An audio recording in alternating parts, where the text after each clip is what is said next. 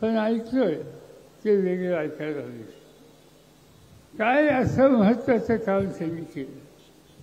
आम्ही अभिमानाने सांगतो की देशाचा फायदा सरकारी सरकारला अण्णासाहेब शिंदे, धर्मेंद्र गाडगे आणि पद्मश्री विखे पाटील यांनी काढला. आनंद आहे आम्हाला, अभिमान आहे आम्हाला. पण नंतरच्या पिढीने काय दिलेलं आहे. आज ते सांगतात अनेक गोष्टी, पण त्यांचं एखादं वागणं कसं. दुसरी पिढी तिसरी पिढी आज आली.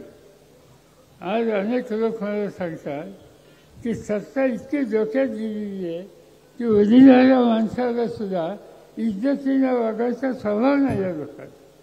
ती काय फिरफरी करायची.